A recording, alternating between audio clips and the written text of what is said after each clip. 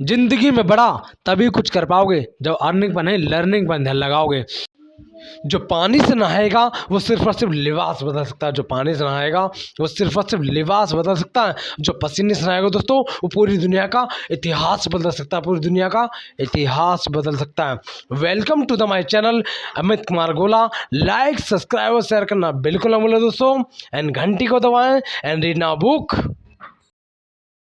अभी कुछ दिनों पहले ही मैंने मैनसूत्रा के फाउंडर श्वेतब गंगवार की the rudest book ever read करी। इस बुक में से मैंने कई सारी नई चीजें सीखी है जो मुझे लगता है कि आपको भी काफी पसंद आएगी। श्वेतब ने पिछले कई सालों में लोगों की लाइफ के बहुत सारे प्रॉब्लम सोल्व किए हैं, जिससे उन्होंने एक बात जानी कि प्रॉब्लम्स हम सभी की लाइफ में होते हैं और उस प्रॉब्लम से डील करने के लिए हमें कुछ पर्सपेक्टिव्स और प्रिंसिपल्स की जरूरत होती है, क्योंकि प्रॉब्लम्स उनका कुछ नहीं बिगाड़ सकते जो स्ट्रॉन्ग पर्सपेक्टिव्स और प्रिंसिपल्स के बेस पर अपनी लाइफ जीते हो। इसलिए आज मैं आपको द रूडेस्ट बुक एवर से कुछ ऐसे पर्सपेक्टिव्स बताने वाला हूँ जो बहुत ही इंटरेस्टिंग और इम्पोर्टेंट है। तो चलिए उसे जानते हैं। Number 1 is people are weird. अगर आप एक पपी को देखते हो तो आपको क्यूटनेस का सिग्नल मिलता है और आपको लगता है कि वो आपके साथ खेलेगा। अगर आप एक शेर को देखते हो तो आपको डेंजर का सिग्नल मिलता है और आपको लगता है कि वो आप पर अटैक करेगा। वैसे ही आपको लोगों के बारे में क्या लगता है? अगर कोई आपके साथ अच्छे से बिहेव करे और आपकी हेल्प करे तो आप कहेंगे कि लोग बहुत अच्छे होते हैं, और अगर कोई आपसे बदतमीजी से पेश आए और आपको रिजेक्ट करे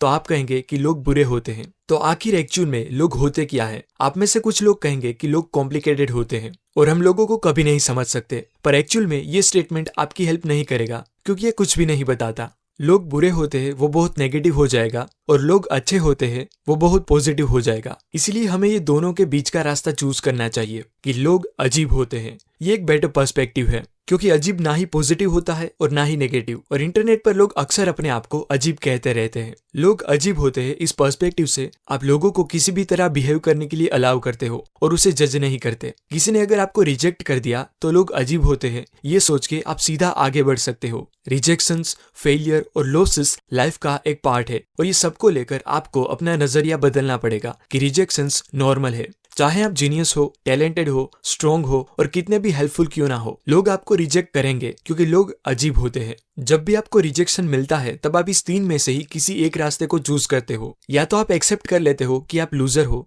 या आप डिसाइड करते हो कि सक्सेसफुल बनके आप दुनिया को प्रूव करेंगे कि आप उनसे बेटर हो, या आप दुनिया को ब्लेम करना शुरू कर देंगे कि दुनिया बहुत ही खराब है। इसमें सेकंड पॉइंट लगता पावरफुल है, लेकिन है नहीं, क्योंकि आप सक्सेस तो पाना चाहते हो पर सिर्फ और सिर्फ दुनिया को प्रूव करने के लिए, और वो भी उन लोगों को प्रूव करने के लिए जिन्हें आपसे कुछ फर्क भी नहीं पड़ता। जिन लोगों को एक्चुअल में सक्सेस मिलता है वो खुद को प्रूव करने के लिए और सेल्फ सेटिस्फेक्शन के लिए वर्क करते हैं, ना कि सिर्फ रिलेटिव्स और दुनिया को बताने के लिए। Number 2 is don't seek approval. जब हम छोटे होते हैं तब हम दूसरों को डिसाइड करने देते हैं कि कोई काम में हम एक्सीलेंट है भी या नहीं। जैसे आपने एग्जाम में अच्छा परफॉर्म किया ये बात आप जानते हो, लेकिन फिर भी आप टीचर के अप्रिसिएशन का इंतजार करते हो, क्योंकि आपके लिए सेल्फ सेटिस्फेक्शन से ज्यादा टीचर का अप्रिसिएशन इंपॉर्टेंट होता है। यानी कि आप टीचर को पावर देते हो ये बताने के लिए कि आप में काबिलियत है भी या नहीं। हम बड़े तो हो जाते हैं लेकिन हमारी ये आदत जाती नहीं और हम सेल्फ सेटिस्फेक्शन से ज्यादा दूसरों के अप्रूवल पर डिपेंडेंट हो जाते हैं। हमें लाइफ में कुछ करना तो है लेकिन क्या करना है वो नहीं पता होता, इसीलिए हम जिन लोगों का अप्रूवल चाहते हैं उनको जो पसंद होता है वो करने लग जाते हैं, और ऐसे ही हम खुद की आइडेंटिटी गुमा देते हैं।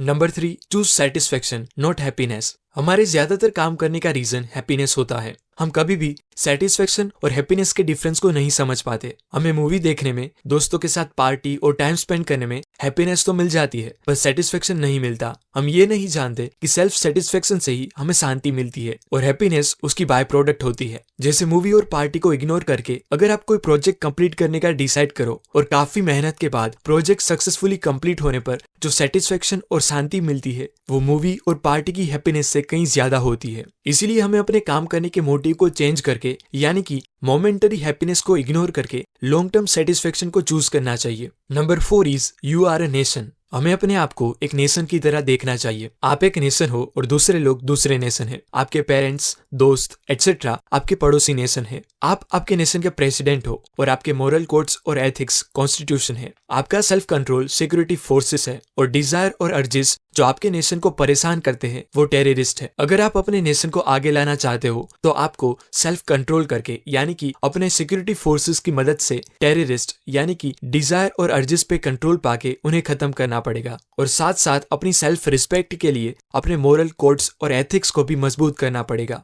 आप नहीं चाहोगे कि कोई भी बाहर का नेशन आए और आपके नेशन पर रूल करे, यानी कि आपको खुद को ही अपने नेशन की ऑथोरिटी बनना पड़ेगा और चूज करना होगा कि आपके लिए क्या सही है और क्या गलत। Number 5 is admire, never follow. इस दुनिया में ऐसा कोई भी इंसान नहीं है जिससे 100% हर बात पे आप एग्री करो। ऐसा कोई भी इंसान नहीं है जिससे 100% हर बात पे आप डिसएग्री करो, और ऐसा कोई भी इंसान नहीं है जिससे आप कुछ नया नहीं सीख सकते। पर हमें चीजों को सिंपल करने की आदत होती है, इसलिए हम लोगों को भी 2 पार्ट में डिवाइड कर देते हैं कि कोई अच्छा है तो कोई बुरा, कोई हीरो है तो कोई विलन, जबकि एक्चुअल में लोग पूरी तरह अच्छे और पूरी तरह बुरे भी नहीं होते। जब भी आप किसी को अपना हीरो या रोल मॉडल मान लेते हो तो आप एज्यूम कर लेते हो कि वो बहुत अच्छे हैं और वो कोई बुरे काम नहीं कर सकते, और ऐसे ही आप उनको कॉपी करने लग जाते हो और उनकी गलतियों को भी इग्नोर करते हो। जब हम इंसानों को इंसानों की तरह देखने लग जाएंगे तब हम उनसे अनएक्सपेक्टेड भी एक्सपेक्ट कर सकते हैं। हमें किसी को भी ब्लाइंडली फॉलो करने की बजाय उनकी जो भी स्किल्स और क्वालिटी हमें पसंद है उसे एडमायर करनी चाहिए और उस स्किल की रिस्पेक्ट करनी चाहिए, पर वो पर्सन को कभी भी ब्लाइंडली फॉलो नहीं करना चाहिए।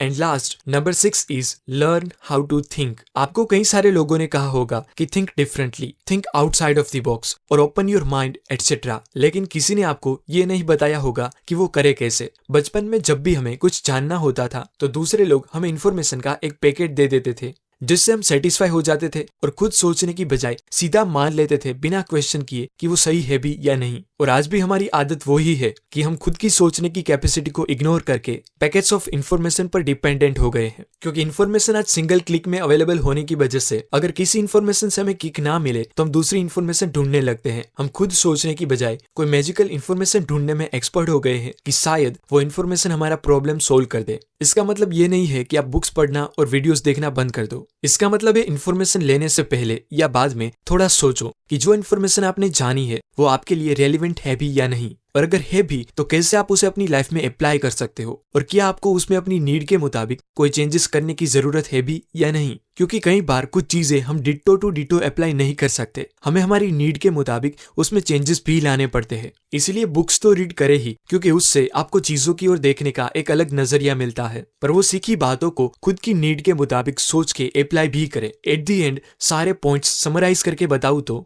फर्स्ट, लोगों से ज्यादा एक्सपेक्टेशन ना रखें क्योंकि लोग अजीब होते हैं। सेकंड है, दूसरों के अप्रूवल से ज्यादा खुद पर भरोसा रखें। थर्ड इज, मोमेंटरी हैप्पीनेस को छोड़ के लॉन्ग टर्म सेल्फ सेटिस्फेक्शन को चूज करें। फोर्थ, अपने आप को एक नेशन की तरह देखें। फिफ्थ पॉइंट है, किसी को भी ब्लाइंडली फॉलो ना करें। आपको जिनकी जो भी क्वालिटीज पसंद है सिर्फ उनकी वो क्वालिटी को एडमायर करें। एंड लास्ट पॉइंट इज, कोई भी प्रॉब्लम्स को सर्च करने से पहले थोड़ा खुद सोचने की आदत डाले। तो ये सभी बातें मैंने श्वेतब गंगवार की latest and best selling book the rudest book ever से सीखी है, और इसमें और भी कई सारी बातें बताई है जो बहुत ही हेल्पफुल है। इसलिए मैं आपको हाईली रिकमेंड करता हूँ कि आप एक बार इस बुक को खरीद के जरूर रीड करो। इसमें बहुत ही अच्छे पर्सपेक्टिव्स बताए गए हैं जो आपको लाइफ, प्रॉब्लम्स और लोगों को कुछ अलग ही तरह से देखने का नजरिया देंगे। अगर आप इस बुक को खरीदना चाहते हो तो इस बुक की लिंक मैंने डिस्क्रिप्शन में दे दी है, जो आपके लिए एक इम्पोर्टेंट परचेज होगी। धन्यवाद।